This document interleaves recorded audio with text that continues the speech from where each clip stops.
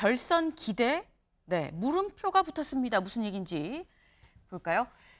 전당대회 선거 일정 확정, 어대한 기류 견제 나선 친윤입니다. 네, 어제 전당대회 선거 일정이 최종 확정이 됐습니다. 이걸 좀 보겠습니다. 국민의힘 전당대회 일정 24, 25일에 후보 등록을 하고요. 6말 7초에 6말 7월 중순이네요. 6월 말 7월 중순에 합동연설에 TV 토론을 합니다. 그리고 7월 19, 20, 21, 22일 네, 4일 동안 투표 여론조사를 하고 23일에 최종 선출을 한다. 전체 일대 스케줄이 다 완전히 나왔습니다. 스케줄이 나오고 나니까 다시 또 도돌이표로 돌아가는 게 어대한 아니냐. 어차피 대표는 한동훈 아니냐라는 요 기류 얘기가 다시 또 얘기가 나오는 겁니다. 어대한 기류. 그런데 여기에 친윤이 견제에 나섰다라는 제목이 붙었죠. 왜? 직접 들어보고 오시죠. 뭐 어대한 그런 얘기 들어보셨습니까? 들어봤습니다. 들어봤는데. 네. 어차피 대표는 한동훈 그런 뜻이죠? 그걸 예. 당원들 모욕하는 저는 말이라고 생각을 그렇습니까? 합니다. 예. 우리 표심은 아무도 알 수가 없습니다. 네. 일부 언론에서 몰아가는 하나의 이 프레임이라 생각하고요. 네. 선거의 결과는 뚜껑을 열어봐야 안다라고 저는 생각을 합니다. 좀 전에 말씀하신 어대한이라고 네. 하는 이런 현상에 대해서 보면은 보수 지지층의 이런 우리 한동훈 전 비대위원장에 대한 지지율이 거의 한 40% 이상이 다운돼 있지 않습니까? 예. 또 우리 당 지지자들의 지지도도 많이 내려갔습니다. 네. 예. 그러니까 무슨 한동훈 대표가 당 대표가 됐다 해서 용산과 긴장 관계가 되고 그 긴장 관계 때문에 뭐 또 정부 여당이 할 것이다. 그렇다면 국민들이 예. 그런 우리 당원들이 그런 당 대표를 뽑으면 안 되겠지요. 네. 정부 여당이 갈등, 대통령과 당 대표가 갈등을 빚게 되고 그것이 당과 정부 여당이 망하는 길이다. 그런 당 대표를 뽑으면 안 되겠죠. 예. 네. 당대표가 대통령이랑 갈등을 빚으면 안 된다. 그리고 어대한이 아닐 수도 있다. 요즘에 봐라. 지지율 내려가지 않느냐라는 게 또 이철규 의원의 얘기입니다. 근데 어제 이 이철규 의원 얘기가 나왔던 게 친윤에서는 그럼 지지율 얘기를 하는 걸 보니까 결선을 생각하는 건가라는 얘기가 나왔습니다. 홍석준 의원님. 네. 그러면 친윤에서는 단독으로 이 첫 번째 투표에 50%가 안 되면 결선 가면 그럼 좀 가능성이 있다. 한동훈 말고 다른 사람이 선출될 가능성이 있다라고 보는 겁니까? 예, 결선 투표로 가게 되면 뭐 모든 선거가 그렇지만 뭐 완전히 또 다른 이야기로 이제 전개가 되기 때문에 이제 선거의 어떤 흐름은 예측할 수가 없게 되는 거죠. 어제 이철규 의원이 이야기한 것은 이제 당원에 대한 어대한 당원이 모욕이다. 이 이야기는 저는 뭐 견제도 견제지만 어떤 이번 당대표 선거의 흥행용이다. 흥행으로 그렇게 이야기를 했다고 생각을 하는 게 사실은 선거는 이제 시작을 하면 사전의 여론조사와는 완전히 이제 다른 흐름으로 가는 경우가 굉장히 많이 있습니다. 예를 들면 2021년도에 당시에 그 이준석 대표가 될 때도 네. 사실은 사전에 여론조사할 때는 이준석 대표가 될 것인지 사실은 예측하기가 상당히 어려웠습니다. 그런 것처럼 지금은 이제 여론조사를 통해서 우리 당 지지층에 대해서는 한동훈 전 비대위원장이 지금 상당히 좀 높기 때문에 네. 신근 승부가 될 수도 있겠다 이렇게 예측도 되지만 그러나 막상 이제 전당대회가 시작되고 또 지난 총선 참패의 어떤 그 책임론에 대해서 다시 한번 이슈가 불거지고 되고 이래 되면은 저는 승부의 흐름은 쉽게 예단할 수도 없게 된다. 특히 이 결선 투표로 가면 완전히 좀 다른 흐름으로 진행될 가능성도 많다고 생각이 됩니다. 결선 투표로 만약에 간다 그러면 어떻게 결과가 도출될지 모르는 거다라고 말씀을 하셨어요. 근데 지금 그러면 결선 투표로 가지 않는다는, 그러니까 결선 투표로 간다는 얘기는 한동훈 전 비대위원장이 나와서 단독으로 50% 이상 지지를 받지 못하는 상황이 발생을 할 경우에 결선을 가는 건데 어제 여론조사가 나왔습니다. 여론조사 같이 볼까요? 네, 국민의힘 당대표 선호도를 물어본 겁니다. 한국갤럽의 여론조사였었는데 일단 요 진한 색을 좀 보겠습니다. 진한 색이 전체예요. 네. 이 전체 그냥 일반 국민들한테 물어본 겁니다. 한동훈 전 비대위원장 27%, 27%보다 더 높은 게 여기 있죠. 유승민 전 의원입니다. 29%, 1위가 유승민, 29, 2위가 한동훈, 27입니다. 네. 그리고 사실 그 밖에 다른 주자들은 좀 밋밋해요. 이제 10%, 9%, 6% 등등등입니다. 근데 지금 어쨌거나 한동훈 전 비대위원장이 전체로 봤을 때는 1등은 아니더라. 2%포인트 차로 유승민 전 의원이 1등이더라. 근데 요 옆에 좀 다홍색을 좀 볼까요? 요 막대 그래프. 여기 지금 국민의힘 지지층만 놓고 봤을 때입니다. 그러면은 우뚝 서 있는 게 한동훈 전 비대위원장이죠. 59%입니다. 압도적이다. 2등이 누구냐? 2등이 원희룡 전 장관인데 11%다. 그 다음에 10%, 7%, 6% 순이죠. 유승민 의원의 경우에는 전체는 1등이었지만 여기에서 나온 사람들 중에서는 또 이 국민의힘 지지층으로 봤을 땐 6%다라는 겁니다. 근데 이걸 보면 지금 8대 2거든요. 김윤영 대변인님. 네. 근데 이걸 보면 결선을 갈까라는 생각이 들어요. 네, 결선을 가지 않을 수치가 나왔죠. 네. 지금 저렇게 후보가 5명을 놓고 돌렸을 때 저렇게 나온다는 것은 네. 사실상 5명을 돌리면 표가 분산될 수밖에 없게 돼 있거든요. 사실 더 있긴 합니다. 저희가 맞습니다. 좀 더 있는 걸로 앞에만. 저도 알고 있는데 네. 후보가 여러 명이 나오면 지지율 자체가 분산되게 돼 있습니다. 그런데 저희는 실제로 투표를 하게 되면 1차 경선을 통해서 후보를 최종 후보를 3인 내지 2인, 뭐 많게는 4인까지도 하는데 줄이게 됩니다. 네. 그렇게 됐을 때 한동훈 비대위원장이 가지게 될 몫은 더 커지게 돼 있기 때문에 아무래도 결선 투표를 예측하기가 네. 더 어렵고 한동훈 비대위원장의 결선 투표를 예측하는 것보다 차라리 1차에서 몇 프로로 득표가 되는 거를 예측하는 게 더 맞지 않느냐 그런 생각이 듭니다. 오히려 이보다 많이 나오면 많이 나왔지 적게 나올 가능성은 없는데 결선을 과연 가겠느냐라는 말씀이었어요. 네. 근데 지금 이런 여론조사에도 이철규 의원은 모른다. 어대한? 그건 모르는 거다. 아닐 수 있다. 지지율 내려가지 않느냐라고 말한 이 이철규 의원에 대해서 신지호 의원이 이렇게 얘기를 합니다. 들어보실까요? 그리고 당 지지층으로 넘어가 보면은 저거 보면 어대하는 맞는 것 같은데요. 그래서요. 예. 저거는 이제 그래서 대세론이 형성된 거라고 보고요. 왜 이렇게 직설적인 표현을 썼을까? 마음이 좀 급하구나. 저 여론조사로 나오는 수치와 당원들의 표심은 다를 수가 있다. 뭐 이런 것도 강조하고 그러던데, 그러니까 이제 어대안을 인정하고 싶지 않은 그런 마음이 읽혀지는데, 저는 이거는요 한마디로 총선 백서 시즌 2를 또 이철규 의원이 하고자 하는구나.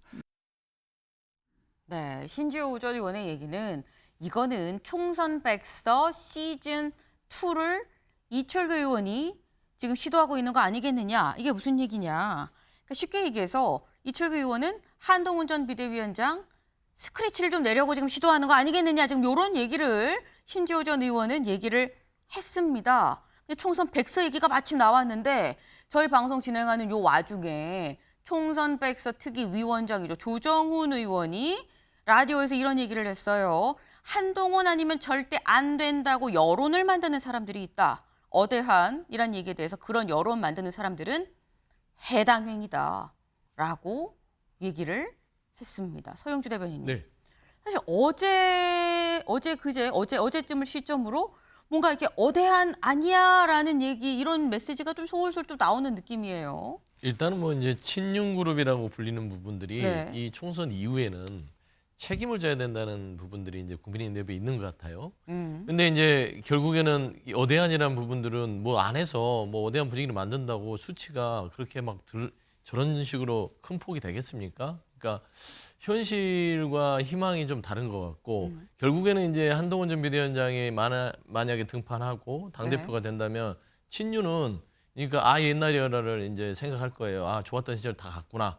이제 친윤은 비주류로 잘 나가는 거거든요. 결국에는 비주류의 어떤 본인들의 포지션을 인지하고 네. 한 번이라도 좀 강하게 얘기를 하는 것인데 저는 어대한의 부분에 있어서 당원 모욕이다. 저는 이철규 의원의 저 말은 당원이 아니라 윤심을 모욕하는 것이다 라고 하면서 한 번 더 대통령실에 요구하는 것 같아요. 좀 나서 주십시오. 저번에 김기현 대표처럼 한번 멋지게 한번 좀 힘을 휘둘러 주십시오 하는데 또 그럴 힘이 빠져버렸어요. 용산에서는. 그래서 저는 이 부분에 대해서는 그냥 비주류로 잘 나가는 친윤들의 마지막 어떤 그런 호소라고 생각하고요. 저는 극명하게 이게 어대한 분위기가 되는 것을 네. 보면 그 지표가 뭐 여론조사도 있지만 네. 안철수 의원을 보시면 됩니다. 이 안철수 의원은 동물적인 감각을 가지고 있어요. 네. 그러니까 불출마 선언하셨잖아요. 근데 그동안 쭉 불출마 선언을 많이 하시긴 하셨어요. 많이 하셨지만 네. 이번에는 뛰려고 여러 가지로 많이 이제 비판도 하셨고 이번에는 한번 뛰어봐야겠다 했는데 분위기 자체가 뛰어봤자 안 되겠구나 결정을 하는 걸 보면 동물적으로 발을 뺀 겁니다. 그거는 어대안의 분위기가 이미 지배했다, 대세다라는 걸 인정했기 때문에 저는 수치 안 봐도요 안철수 의원이 저 결정만 보더라도 네. 이미 이번 국민의힘 전당대회는 판이 끝났다고 보는 게 맞을 것 같아요. 아, 안철수 의원의 불출마 선언을 보면 이건 어대안이 확실한 거다라고 말씀을 하셨어요. 네. 근데 지금 뭔가 이런 뭐 친윤계, 뭐 이철규 의원을 비롯한 친윤계 이런 얘기에 지금 신지호 의원은 이거 지금 괜히 스크래치 내려고 지금 이러는 건데 이거 안 돼요라고 지금 얘기를 하고 있죠. 근데 이철규 의원은 내가 이런 우려의 얘기를 하는 이유는 이것 때문입니다라고 얘기를 해요. 뭐 때문이라는 건지 직접 들어보실까요? 우리 사람의 의사결정과 행동을 볼 때 예측할 때 네네. 그 주변에 어떤 사람들이 있느냐, 어떤 사람들의 이 영향을 받느냐라는 게 굉장히 중요합니다. 네. 그런 면에서 볼 때 우리 전통적 우리 당 지지자들이 볼 때 우리와 함께 가치를 공유하는 사람이 아니더라고 하는 사람들이 주변을 우리 한동훈 비대위원장 전 비대위원장 주변을 에워싸고 영향을 미친다라는 생각을 갖게 되니까 우려하시는 거죠. 네. 이철규 의원 얘기는 우리랑 가치를 공유하지 않는 사람들이 한동훈 전 비대위원장 주변에서 뭔가 영향을 끼치는 것 같다. 그게 우려된다라고 얘기를 했습니다. 그럼 여기서 말하는 우리와 가치를 공유하지 않는 사람들이 대체 누굴 얘기를 하는 거냐? 이걸 좀 보겠습니다. 네. 뭐 보도 얘기를 하면서 얘기를 했어요. 그 보도에 따르면 한 전 위원장은 김경률 전 비대위원, 진중권 광우대 특임교수, 신지호 전 의원 등 외부 자문그룹으로부터 조언을 받는다라는 내용이 담겨 있었습니다. 다만 여기에 대해서 한 전 위원장 쪽에서는 아니다라고 여기서 이 기사가 내려갔어요. 근데 이런 걸 보니 이거 우리랑 가치를 같이 하지 않는 사람들의 얘기를 좀 듣는 것 같다라고 하는데 최인호 의원님. 네. 여기서 등장한 뭐 신지호 의원은 뭐 원래 이제 국힘 전 의원이니까 김경률 전 비대위원, 진중권 교수 국민의힘 쪽이라고 보세요? 민주당 쪽이라고 보세요? 민주당이라고 보기는 힘들지만 진보 쪽. 네. 예를 들면 김경률 전 비대위원은 시민단체에서 특히 경제 분야에서 아주 진보적인 입장을 고수해왔고 네. 또 그런 실천을 해온 분인데 이분이 한동훈 전 비대위원장의 핵심 측근으로 알려졌지 않습니까? 그것이 맞다면 앞으로 예를 들어서 최혜병 특검이 국회에서 통과될 때 네. 한동훈 위원장이 대표로 돼 있는 체제에서는 찬성할 가능성이 상당히 높다. 왜? 김경률 비대위원은 최혜병 특검에 대해서 찬성할 가능성이 매우 높기 때문에 그런 측면에서 이철규 의원이 오늘 이렇게 우려를 이야기한 것은 앞으로 한동훈 대표 체제가 되면 윤한 갈등의 시즌2가 될 것이다. 라는 것을 이미 예고하는 것이다. 그렇게 봐지고요. 저희들은 우려하는 것이 집권 여당이 민생을 챙기고 여러 민주당이 가지 우려하는 것. 예, 네. 민주당이 우려하는 것은 한동훈 비대위원장이 대표로 되면 이렇게 윤한 갈등이 극대화돼서 네.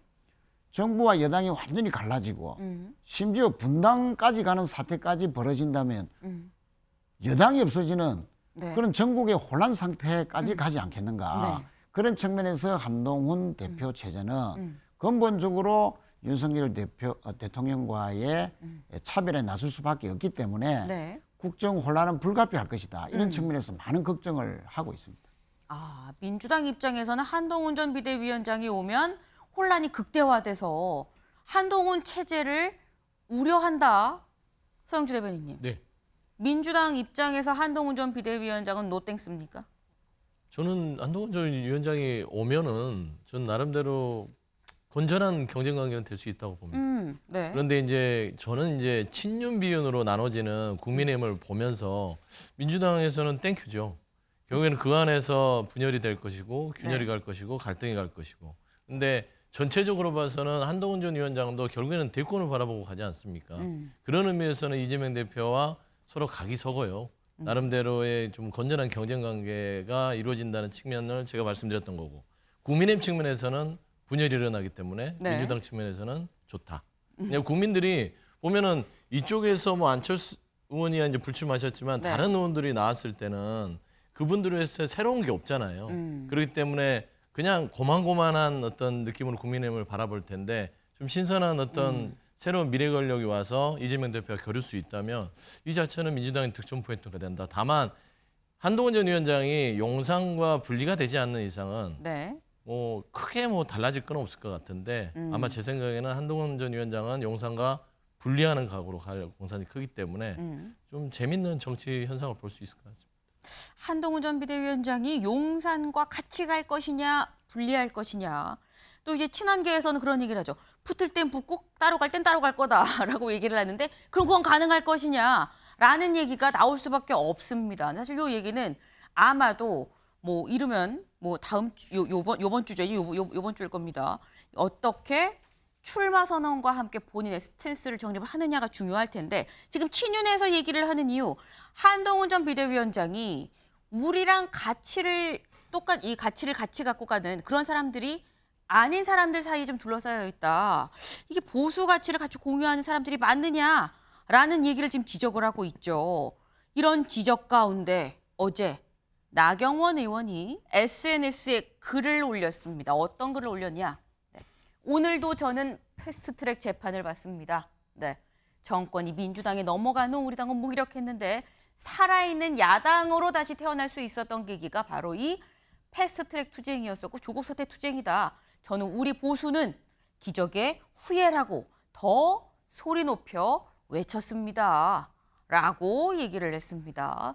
본인이 원내대표로 있으면서 네, 패스트트랙 이 관련해서 기소가 됐고 그래서 지금 나는 지금도 그 재판을 받는데 우리 보수는 기적의 후예다. 여러분 보수의 가치 위로 뭐야 이런 지금 얘기인 거예요. 네.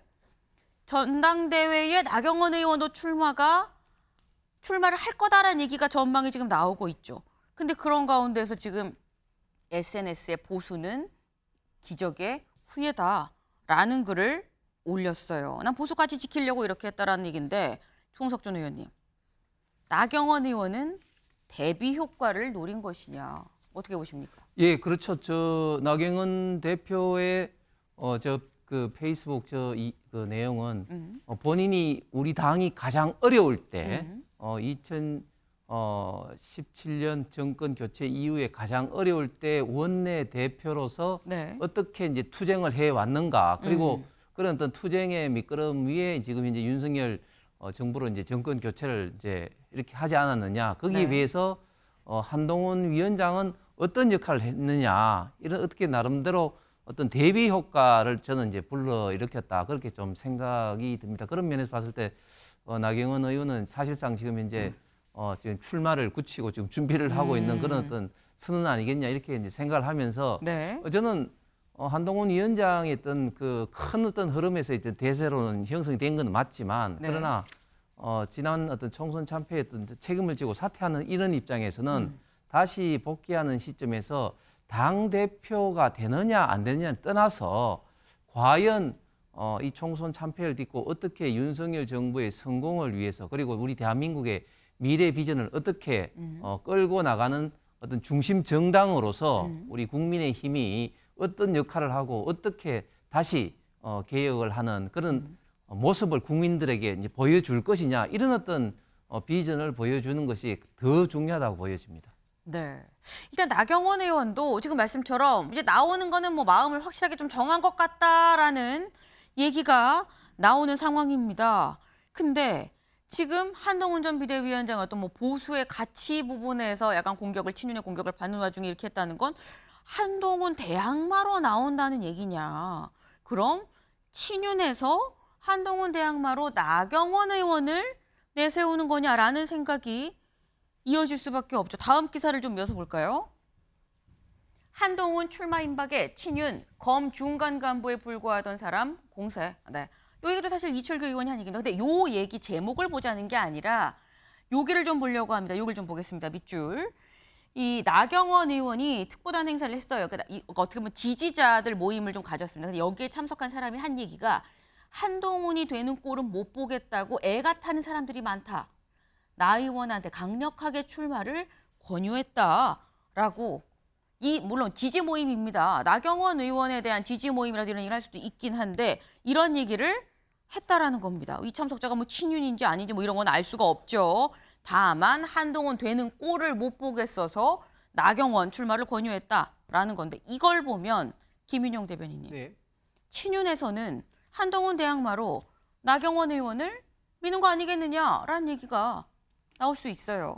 나경원 의원님 같은 경우는 뭐 소구력이 충분히 있으신 분이죠. 네. 당이 가장 힘들었을 때 보수를 이끌으셨던 분도 맞고요. 그리고 대중적 인지도도 충분히 가지고 계시고 거기다가 이번 총선에서 사실상 민주당이 총력전을 펼친 곳에서 어떻게 하든 개인 역량으로 뚫고 나왔지 않습니까? 그 입증도 되는 상황이기 때문에 충분히 대항마로 생각할 수도 있는 상황이라고 생각합니다. 그리고 이 전당대회 특성상 당원들이 유권자인데요. 저희가 당원들은 일반 국민들과는 조금 다르다고 보실 부분이 있는 게 정파성이 굉장히 강합니다. 즉 자신의 정치적 견해가 굉장히 강하기 때문에 본인이 지지하는 정치인도 굉장히 뚜렷합니다. 같은 당이라 할지라도 그 같은 당 내에 있는 스펙트럼 내에서 어떤 성향을 더 지지하냐에 따라서 극명하게 나뉘거든요. 그렇기 때문에 친윤 쪽이라고 자칭되시는 분들 입장에서는 네. 나경원 대표를 대항마로 생각할 수 있는 거고 그리고 제가 한 가지 여기서 말씀드리고 싶은 것은 네. 저희가 뭐 한동훈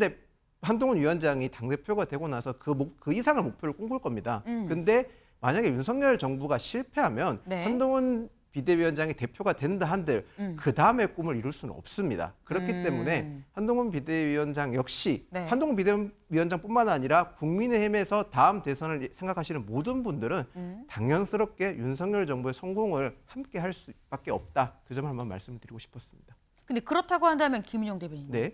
지금 말씀은 누가 당대표가 오든지 간에 불가근 불가원 적정선을 유지를 하면서 또 떨어져 있어야 된다라는 얘기인 건데 네. 불가근 불가원의 요 스탠스를 누구는 1m, 누구는 30cm, 누구는 2m 저마다 다를 수 있거든요. 한동훈 위원장은 어느 선을 적정선으로 보고 있느냐 어떻게 보십니까? 한동훈 위원장은 이번 총선을 이끌었지 않습니까? 네. 그 과정에서 우리 당의 지지율이나 아니면 우리 당의 지지세가 네. 어떤 점에서 꺾였고 어떠한 시점에서 어떠한 발언 때문에 꺾였는지 너무나 잘 알고 어떻게 보면 다른 지금 전당대 후보들보다 더 정확하게 알 수 있을 겁니다. 네. 그렇기 때문에 그 기준을 가지고 아마 그 거리를 두지 않을까 저는 그렇게 예상을 합니다.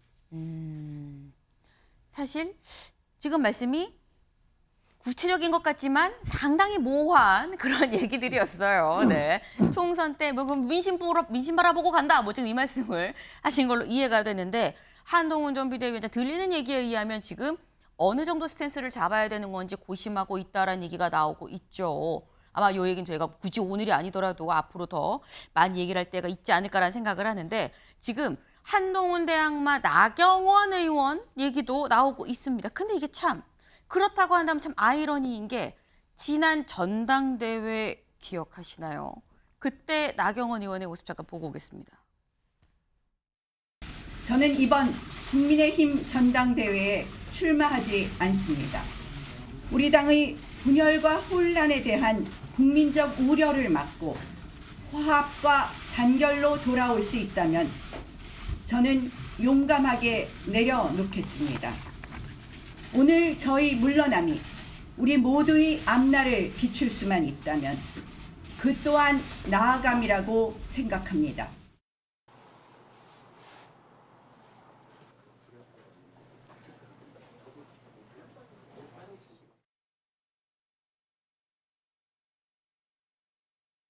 사실 지난 전당대회 때 당대표로 출마를 하려고 했었지만 중간에 중도 포기했습니다. 그때 나왔던 얘기가 결국 친윤의 압박 때문에 그랬던 거 아니겠느냐 뭐 이런 얘기가 있었었죠.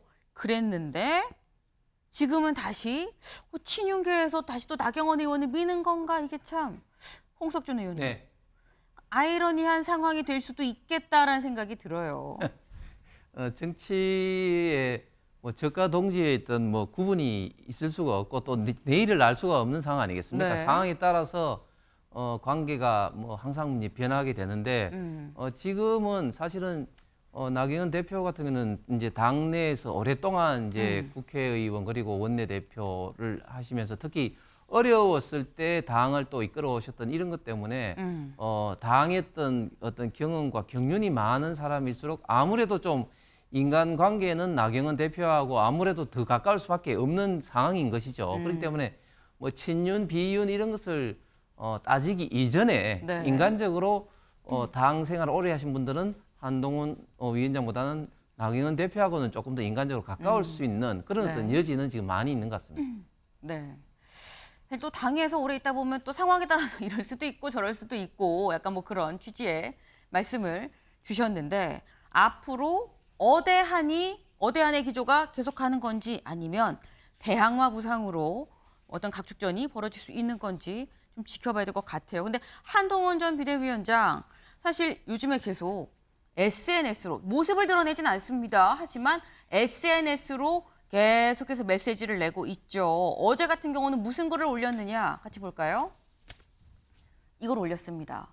한동훈 전 비대위원장의 명예를 훼손한 혐의로 유시민 전 이사장이 벌금 500만 원이 대법에서 확정이 됐어요. 내가 관련해서 유시민 씨의 가짜뉴스 범죄에 대해 유죄 판결 지정 확정이 됐다라고 얘기를 하면서 제가 당한 가짜뉴스 피해 청담동 술자리 가짜뉴스는 굉장히 많은데 근데 네 저는 가짜뉴스 피해자지만 민주당 추진 언론재갈법 등으로 언론을 애완견처럼 협박하려는 시도에 단호히 반대한다. 요거 이재명 대표를 저격을 한 거죠. 근데 요것만 저격을 했느냐? 요보다 앞서서 헌법 84조를 얘기를 하면서 또 직격을 했었습니다. 근데 이 헌법 84조가 이재명 대표만 저격을 하는 목적이 있었던 게 아니다. 다른 뜻도 있다라는 얘기가 있어요. 직접 들어보실까요? 요번 84조 논쟁이요. 네. 그게 숨은 노림수가 있습니다. 뭐냐면 겉으로 보면 이재명 대표 사법 리스크를 부각시키기 위한 이재명 공격이죠. 예. 그럼 100% 맞습니다. 또 다른 한편은 윤석열 대통령 보호예요. 보호요. 윤석열 보호 측면이 있습니다. 아, 왜냐하면 그 84조 그 논쟁과 관련된 해석에 있어서 이재명 대표에게 유리하게 하려는 사람들이 뭐예요? 이거 임기 5년 보장해주고 불소추 특권은 대통령의 안정적 국정 운영을 위해서 이렇게 그런 취지로 만들어진 조항이다. 네, 헌법 84조를 얘기한 게 숨은 노림수가 이재명 저격도 저격인데 김인영 대변인님. 네. 다른 한편은 윤석열 대통령을 보호하기 위한 거다라고 얘기를 했습니다.